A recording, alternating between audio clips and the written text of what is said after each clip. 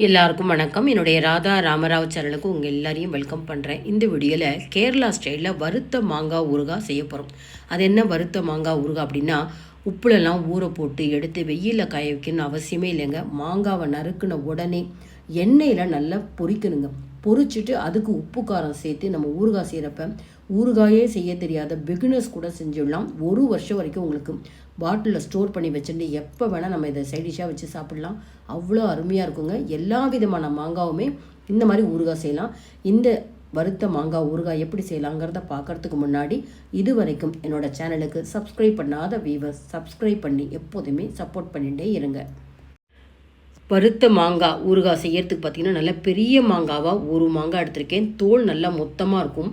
உள்ள சதப்பத்தும் நிறையா இருக்கும். நீங்கள் எந்த மாங்காய் கிடைக்குதோ நார்த்தன்மை இல்லாத மாங்காய் எடுத்துக்கோங்க. கிளிமூக்கு மாங்காய் கூட தாராளமாக எடுத்துக்கலாம். இந்த மாதிரி மாங்காவை கட் பண்ணிவிட்டு நான் எப்படி நறுக்கிறேங்கிறத பாருங்கள். வறுத்த மாங்காய் அப்படின்னா நம்ம இந்த மாதிரி துண்டமாக மாங்காவை நறுக்கிட்டு எண்ணெயில் பொரிக்க போகிறோம். அப்போ சின்ன சின்ன பீஸாக நம்ம போடாமல் ஓரளவு நல்லா நீல வாக்கில் பெரிய பீஸாக போட்டால் தான் எண்ணெயில் பொரிக்கிறப்ப பார்த்திங்கன்னா அது அப்படியே சுருங்கி போயிடும். இந்த மாதிரி நீளமாக போட்டிருக்கேன். எவ்வளோ சதப்பத்தோடு இருக்குது பார்த்தீங்களா. மாங்காவை நறுக்குன அப்புறம் மீதி இருக்க அந்த கொட்டை பகுதியில் இருக்க சதப்பகுதியை நம்ம எடுத்துக்கக்கூடாது. எண்ணெயில் பொரிக்கிறப்ப அது ரொம்ப குழஞ்சி போயிடும்.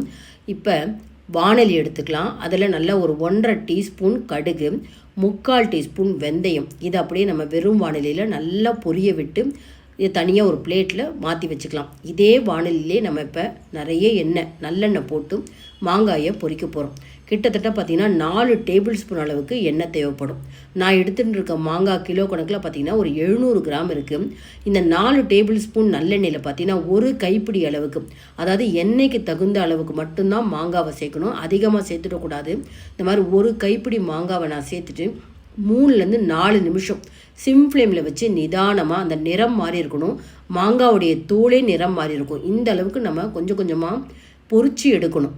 இதை வதக்கிறது கிடையாதுங்க, எண்ணெயில் பொரிக்கிறது. அதனால தான் எண்ணெய்க்கு தகுந்த அளவுக்கு கொஞ்சம் கொஞ்சமாக சேர்க்கணுங்கிறேன். இப்போ நிறைய எண்ணெய் சேர்த்து நீங்கள் ஒரே ட்ரிப்பாக வறுக்கணும் அப்படின்னு நினச்சிங்கன்னா அந்த மீதி இருக்கிற எண்ணெய் நம்ம தாளிதம் போடுறப்ப கொஞ்சம் குறைச்சிக்கணும். ஆனால் இப்போ நான் செய்து காமிக்கிறப்ப எந்த அளவுக்கு நான் எண்ணெய் எடுத்தணும் அதிலேயே தாளிதம் உப்பு காரம் எல்லாம் சேர்க்க போகிறேன். நான் சேர்த்துருக்கிற அளவு ரொம்ப கரெக்டாக இருக்கும்.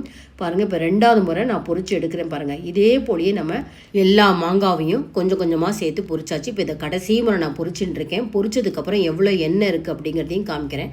கிட்டத்தட்ட ஒரு 2.5 டேபிள் ஸ்பூன் எண்ணெய் பாக்கி இருக்குது. இப்போ இதில் பார்த்தீங்கன்னா எண்ணெய் சூடாக இருக்கிறப்பே 1 டீஸ்பூன் கடுகு தாளித்து நல்ல தாளிதம் பொரிஞ்ச உடனேயே அடுப்பு முதல்ல நிறுத்திடணுங்க. இந்த எண்ணெய் சூடு ஆடுறதுக்குள்ளே நம்ம கடுகு வெந்தயத்தை வறுத்து வச்சதை மிக்சியில் நைஸாக பொடி பண்ணிட்டு வந்துடலாம். இப்போ எண்ணெய் நல்லா மிதமான சூடில் இருக்கிறப்பயே நல்லா ஒரு சின்ன ஸ்பூனால் 3/4 டீஸ்பூன் பெருங்காயத்தூள், உப்பு பார்த்திங்கன்னா 2.5 டீஸ்பூன் சேர்க்குறேன். அடுத்தது மஞ்சப்பொடி வந்து சின்ன ஸ்பூனால் ஒரு 1/4 டீஸ்பூன் மஞ்சப்பொடி சேர்த்துக்கலாம். மிளகாத்தூள் பார்த்திங்கன்னா இதுக்கு 3 டீஸ்பூன் ரொம்பவே சரியாக இருந்தது. நான் ஒரு 700 கிராம் மாங்காய் எடுத்தேன்னு சொன்னேன் இல்லையா. மாங்காவுடைய புளிப்பு தன்மையை பொறுத்து தான் நம்ம உப்பு காரம் சேர்க்குறது.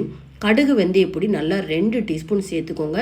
நல்ல ஒரு வாசனை இருக்கும், கெட்டே போகாது. உங்களுக்கு 1 வருஷம் வச்சுருந்தாலும் இதெல்லாம் இந்த மாதிரி சூடாக எண்ணெய் இருக்கிறப்பே நல்லா இதெல்லாம் சேர்த்துட்டிங்கன்னா அந்த பச்சை வாசனை போயிடும். இப்போ பொரிச்சு வச்சுருக்கிற அந்த மாங்காவை சேர்த்துடணும். அவ்வளோதாங்க.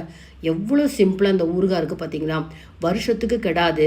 நார்மலாக நிறைய பேர் சின்ன சின்ன வெள்ளையாக மாங்காவை நறுக்கி உப்பில் ஊற போட்டு அதை வெயிலில் காய வச்சு இந்த மாதிரி செய்வாங்க. அந்த மாதிரி வேண்டாம். எண்ணெயில் பொரிச்சு செய்கிறப்ப உடனே செஞ்சுட்டு நம்ம உடனே பாட்டில்லையோ ஜாடிலையோ இந்த மாதிரி மாங்காவை அந்த மிளகாத்தூள் உப்போடு நல்லா கிளறிட்டு கிட்டத்தட்ட ஒரு 6 மணி நேரம் அப்படியே டிஸ்டர்ப் பண்ணாமல் வைங்க. அந்த கடுகு வெந்தயம்லாம் எண்ணெயோடு சேர்த்துட்டு இன்னுமே நல்லா திக்காடும். அதுக்கப்புறம் நம்ம டேஸ்ட் பார்க்கலாங்க. டேஸ்ட் பார்த்துட்டு தாராளமாக நீங்கள் இப்போ கூட உப்பு காரம் எல்லாம் சேர்க்கலாம். அந்த சேர்த்த எண்ணெய் எவ்வளோ கரெக்டாக இருக்குது பார்த்தீங்களா. பாருங்கள், இப்போ நீங்கள் பார்க்குறது கிட்டத்தட்ட 6-7 மணி நேரம் அப்படியே வாணலியில் வச்சுருந்தேன். சில்வர் வாணலி அப்படிங்கிறப்ப நம்ம தாராளமாக வச்சுக்கலாம். இதே நீங்கள் இண்டோலியன் இரும்பு வாணலியில் செய்கிறதா இருந்தால் உடனே மாற்றிடணுங்க, இல்லைனா கெமிக்கல் ரியாக்ஷன் ஆகும். சில்வர் வாணலி அப்படிங்கிறப்ப ஒரு 6 மணி நேரம் வச்சுருந்தேன். நான் சேர்த்த உப்பு காரம் கடுகு வெந்தயம்லாம் ரொம்ப கரெக்டாக இருந்தது. இப்போ இந்த மாதிரி நான் பீங்கான் பவுலில் உங்களுக்கு எடுத்து காமிக்கிறேன். பாட்டிலில் ஸ்டோர் பண்ணிக்கோங்க, இல்லை ஜாடியில் ஸ்டோர் பண்ணிக்கோங்க. 1 வருஷம் வரைக்கும் நீங்கள் வெளியவே வைக்கலாம், ஃப்ரிட்ஜில் வைக்கணுங்கிற அவசியம் இல்லை, ஃபங்கஸ் வராது. இந்த ஊறுகாய் பார்த்தீங்கன்னா தயிர் சாதத்துக்கு மட்டும் கிடையாதுங்க, சாம்பார் சாதம், ரசம் சாதத்துக்கும் இதை சைட் டிஷ்ஷாக வச்சு சாப்பிட்றப்ப அவ்வளோ பிரமாதமாக இருக்குது. ஒரு காய்கறிலாம் சைட் டிஷ் வேணுங்கிறதே கிடையாது. இந்த ஊறுகாயை நான் எடுத்து காமிக்கிறேன் எப்படி இருக்கணும் அப்படின்னா, எண்ணெயில் பொரிச்சதுனால அந்த தோலை விட்டு சதப்பத்து பிரியாமல் இருக்குங்க, அவ்வளோ அருமையாக இருக்கும். இதே சதப்பத்து குறைவாக இருக்கிற மாங்காய் அப்படின்னா அப்படி வத்தல் போல் இருக்கும். இது நல்ல சதப்பத்து உள்ள மாங்காவாக இருக்கிறதுனால ரொம்ப நல்லா வந்திருக்கு. அவசியம் ட்ரை பண்ணி பாருங்கள். இந்த ரெசிபி பிடிச்சிருந்தா லைக்ஸ் கொடுங்க, கமெண்ட் பாக்ஸில் உங்கள் கமெண்ட்ஸ் போடுங்க, ஃப்ரெண்ட்ஸ் அண்ட் ரிலேட்டிவ்ஸ்க்கு கண்டிப்பாக இந்த வீடியோ ஷேர் பண்ணுங்கள். சப்ஸ்கிரைப் பண்ணாத வீவர்ஸ் சப்ஸ்கிரைப் பண்ணி எப்போதுமே சப்போர்ட் பண்ணிகிட்டே இருங்க.